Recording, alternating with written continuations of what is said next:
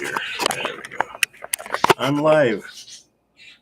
I just finished reading Ian Fleming's Moonraker, which is the third book in the series, and it's the third book that I've read. I'm reading them in their proper order. This was actually the 11th film, I think, is what I had previously researched. That was a Roger Moore movie, and it wasn't taken very seriously. It had a lot of, if I remember right, it's been a long time since I've seen that movie, but there was some cheesy effects with a rocket going by the moon with maybe somebody hanging off of it or something goofy like in Fast and the Furious or something like that. But this book is really good. So the second book I liked a lot, and I like this one a little bit more. The second book, can't remember the title. I just previously reviewed that a few weeks ago. But it had a lot of scene changes, and the villain was kind of moving all over the place, and island caves, lair, and all that stuff with sharks. And it was a lot of activity, very active story. This one is a story of two segments, is what I would tell you. I'm trying to do this as spoiler free as possible, but it starts off with a brilliant casino scene. And the first book in this series is Casino Royale, and it was a very short casino scene. The casino scene in this book is much better, much more like what you'd expect from a James Bond movie. And it went on for quite a while, and it was pretty exciting. The main villain, named Drax, is a German scientist who's going to be developing a missile, pretty much, for the Brits. And this was written in 1955, so you got to put yourself in a different headspace than the movie, because the movie came out in the 80s.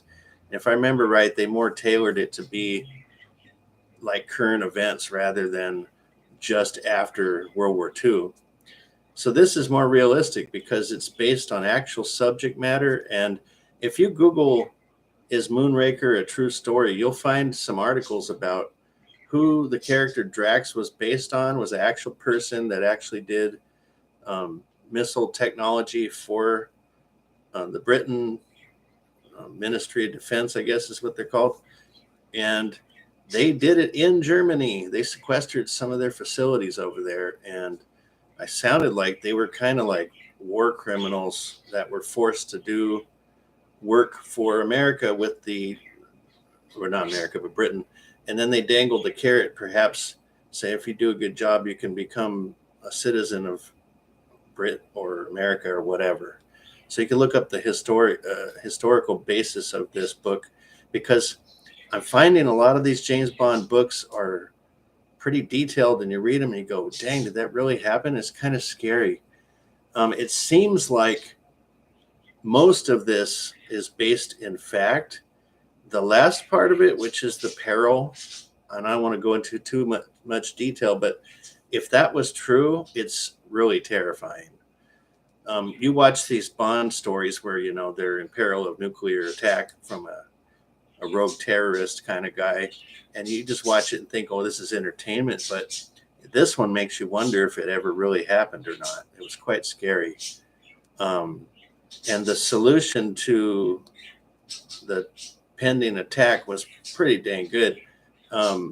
There was a girl named Gala, or Gala, I don't know how you pronounce her name, but she was Bond's assistant that had infiltrated the operation, and I guess to keep their eyes on the situation to make sure it was up and up. And she was like an engineer. So there's a lot of this. Let's say the second setting of this book is basically where they're building the rocket, where they're going to launch it from. And the girl Gala knows all the technical details, and she's an engineer, and she's basically providing input to this guy Drax.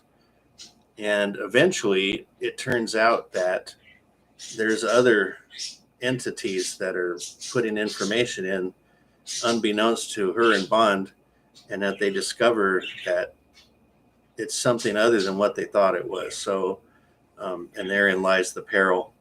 But this Drax girl was really important to the story, and the best sidekick so far in the three books to Bond. And he fell for her.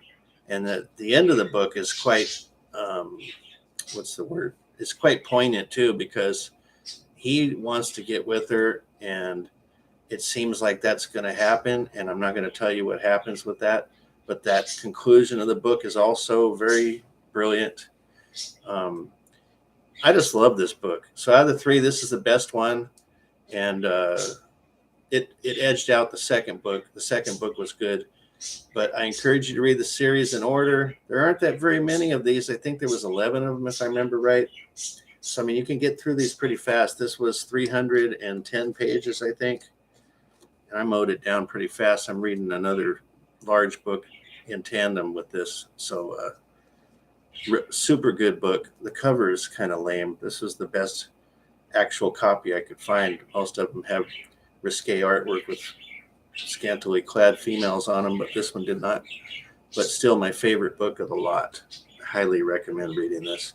And don't go into it thinking that the movie is what you're reading, because it doesn't seem like it's even close. Matter of fact, I'm going to do if I can find one, I'm going to look up a comparison film versus book on this. And I think it's quite different, but I'm not going to put that into this video. So anyway, great book.